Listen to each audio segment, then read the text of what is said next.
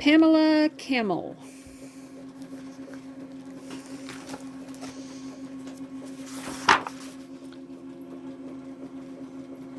Pamela Camel by Bill Peet. Pamela Camel belonged to the Brinkerhoff Brothers Big Top Circus a long time ago.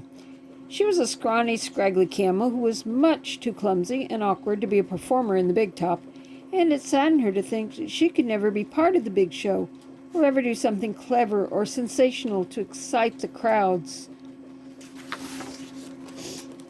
Otto, the elephant trainer, tried teaching Pamela to walk on a ball, but after tooting around for just a few seconds, she lost her footing and came crashing to earth.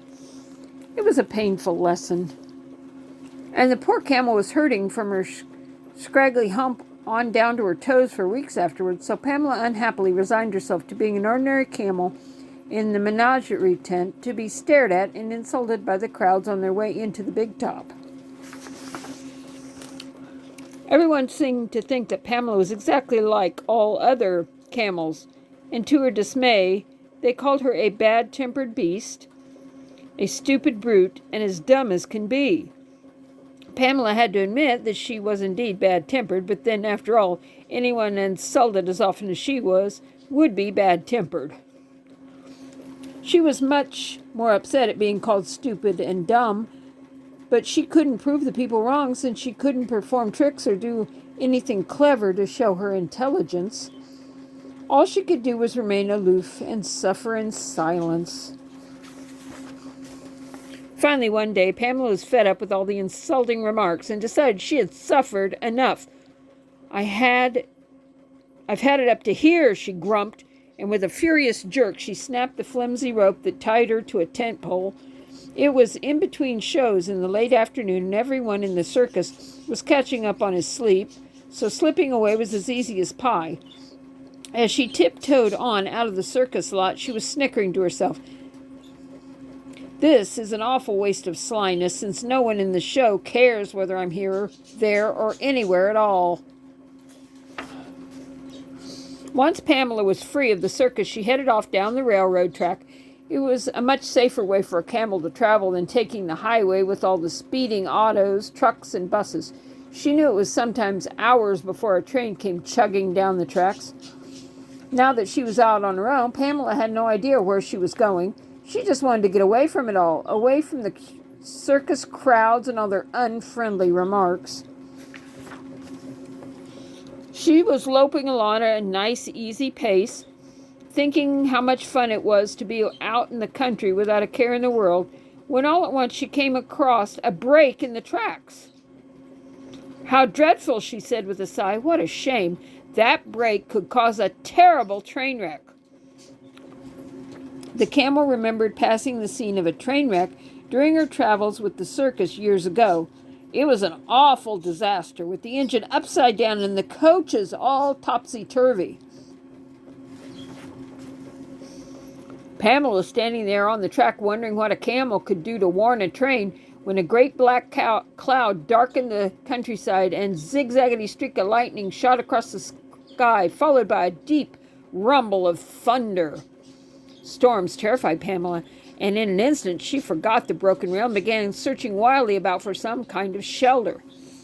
Across an alfalfa field she spied a ramshackle old barn, and she made a dash for it, leaping through the wide-open door just as the storm cut loose in all its fury.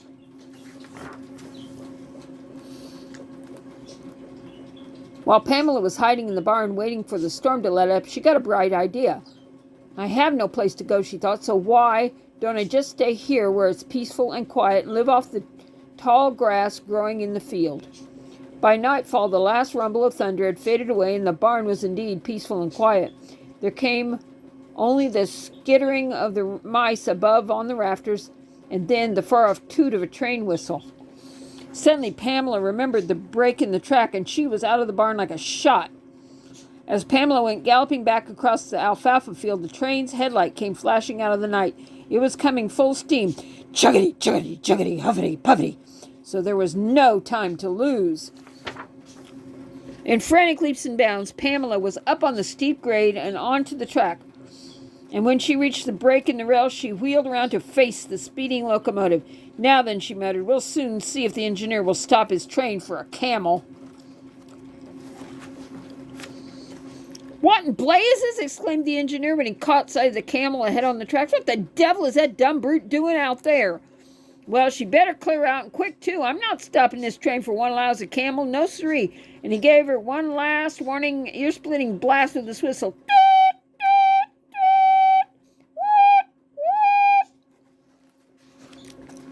But Pamela wasn't budging. As the train kept coming full steam, she shut her eyes to avoid the blinding glare of the headlight. Just then, when it seemed like the poor camel was done for, the engineer slammed on the brakes. There was a sudden grinding and screeching as the drive wheels skidded over the rails. Then, like some giant of a monster, the huge engine shuddered and shook. It wheezed and rumbled, and finally, with one mighty sigh, came to a halt, nose to nose with the terrified camel. So the engineer did stop his train for a camel, but he was furious. He leaped from his cab and came storming past the engine with his fireman at his heels. "You dumb brute," he shouted. "You stupid beast. You big, dumb, stupid brute." But all the insects in the world couldn't face Pamela now. She had become so dizzy and weak from fright, she fainted dead away and ended up sprawled on the tracks with her head resting on the broken rail. "Hey, what's this?" cried the fireman, pointing to the broken rail. "Just look at that piece of track." "Sounds," exclaimed the engineer. "Maybe the poor brute was trying to tell us something. Why, if we'd kept going full steam, this old train would have gone cab over tea kettle from here to kingdom come. Zounds."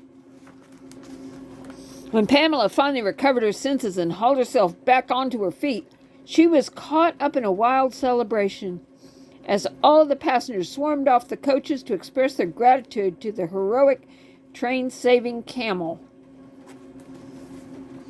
It was a tremendous triumph for Pamela, and in no time the news of her amazing display of courage spread throughout the land. When the Brinkerhoff brothers discovered that the famous camel was theirs and had run away from their circus, they claimed her at once. Pamela became a star attraction and led the grand procession into the big top at the start of every show. And the ringmaster announced her to the crowd as the one and only Pamela Camel, the most courageous, the most intelligent, the most amazing and extraordinary dromedary ever to walk the face of the earth. After that, people kept swarming around for a closer look at the fabulous camel. And for the very first time, Pamela enjoyed the crowds and all the attention. After all, she had no need to worry about being called dumb or stupid ever again. And how could anyone call Pamela a bad-tempered beast now that she was all smiles and happy as a clam?